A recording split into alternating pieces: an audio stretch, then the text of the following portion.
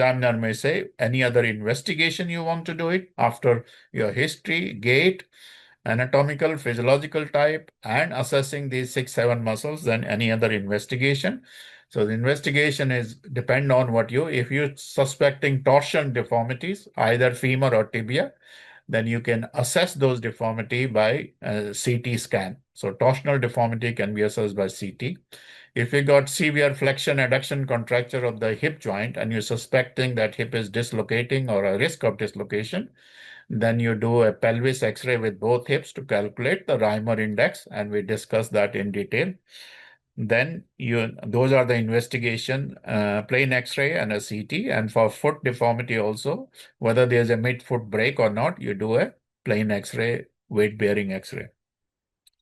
Then if there is a availability, then it will help if you can do a lab gait analysis. What we did just now is observational gait analysis.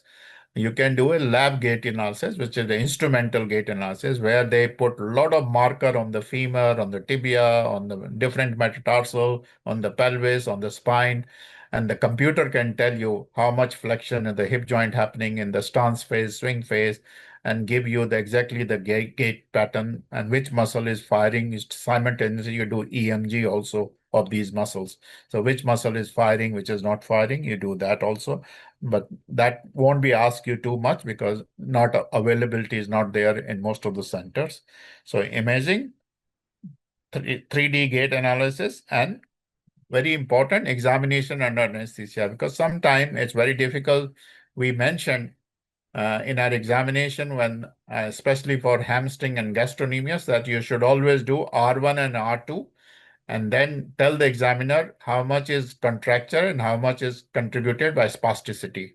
And again, if you want to go and last week lecture or last 2 weeks lecture, go through and see how do we differentiate, how does we interpret R1 and R2, and that is done mainly for two muscle, hamstring and gastrocnemius, because our hip is very difficult to do that. But those are the two muscles you do R1, R2, and then differentiate between spasticity versus true contracture. And if you are still doubt, then you put this child to sleep, and most of the time the whole spasticity will disappear when child go. Then you know whether it's pure contracture or spasticity. So the third thing is EUA. So what are the 3 investigation you do? You do X-rays or CT scan, you do gait analysis, and you do EUA.